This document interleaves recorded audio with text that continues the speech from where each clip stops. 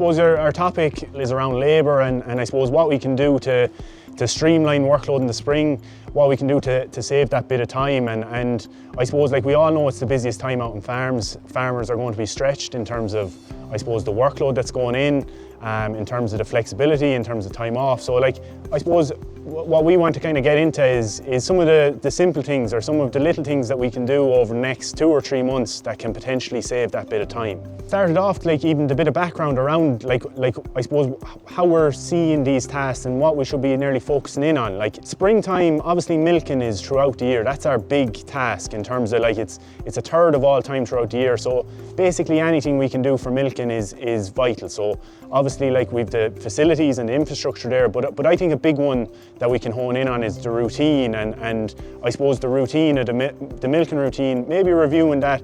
Like, a minute saved over a line of cows could be 10 minutes of milking, 20 minutes a day, 2 hours, over 2 hours a week. When we didn't do work with farmers around, I suppose, key pinch points in the spring, calves always comes up as the big one, and like, we know it's over 20% of our time at that time of year. Like, from a seasonality point of view, it is the seasonal piece of labour demand. So, like, again, streamlining the practices, I suppose having a system around how we're feeding calves and going about it, I'd suggest, like, the big thing that we see is that overall structure of the working day, and this is something that we can kind of take action on.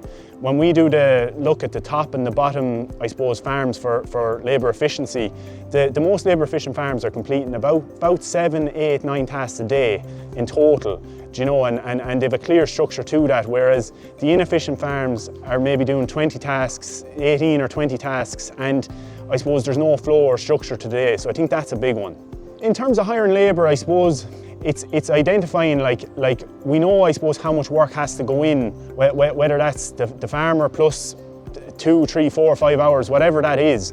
But I suppose it's where we can potentially offload that labour now as easily as possible. The contractor, I think, is the easiest mechanism to I suppose, reduce labour input. If we're in that position that we're at a pinch point, it's looking at relief help and relief milking probably especially, and, like, you know, it's I suppose reaching out and maybe finding, maybe it's FRS, maybe it's people in the locality or TY students, but it's looking at our options that way.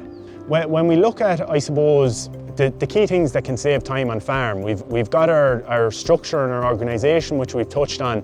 We've got the facilities and the technologies, which are, I suppose, capital intensive.